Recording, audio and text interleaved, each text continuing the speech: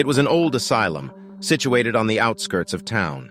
The building had been abandoned for years, with rumors circulating about the horrors that had taken place behind its walls. Patients had been subjected to cruel and inhumane experiments, their screams echoing through the halls even after they had long since passed. Despite the warnings, a group of friends decided to explore the abandoned asylum. They had heard stories about the ghosts that haunted the place, but they were confident that they could handle whatever they might encounter. As they entered the asylum, they were immediately struck by the eerie silence that permeated the air. The only sounds were the creaking of old floorboards and the rustling of papers left behind by long-dead doctors. As they made their way through the building, they began to hear strange noises, whispers in the darkness, footsteps that seemed to follow them wherever they went. They dismissed it as their imagination, chalking it up to the creepy atmosphere.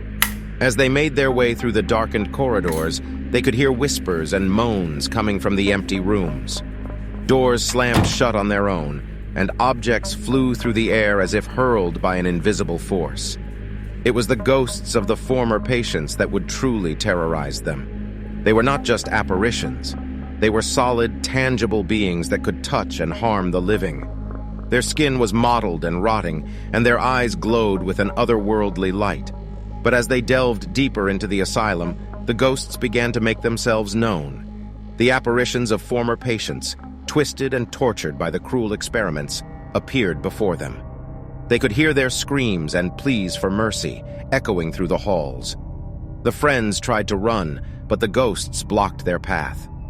They were trapped, surrounded by the tortured spirits of those who had been wronged by the asylum's cruel experiments. And then, the experiments began. The friends were strapped to tables and subjected to unspeakable horrors, their screams echoing through the halls. They could feel the cold touch of ghostly fingers probing at their flesh, and the searing pain of needles and scalpels as they were cut open and experimented upon. But the worst part was the realization that they were never going to escape. The asylum was alive, and it hungered for new victims to torture and experiment on. The friends were just the latest in a long line of hapless souls who had stumbled into the asylum's clutches. By the time the sun rose, the friends were no longer themselves. They had been twisted and transformed by the experiments, their minds broken and their bodies forever changed. They were just another set of tortured spirits trapped within the haunted asylum, forever reliving the horrors that had taken place there. And in the end, there was only the endless pain and terror of the haunted asylum, a place where the living and the dead were forever trapped in a never-ending nightmare. I hope that scared you a little. Remember to like and subscribe. Send it to your easily scared friends and show them that you're braver than them. This has been another creepy midnight story. Good night.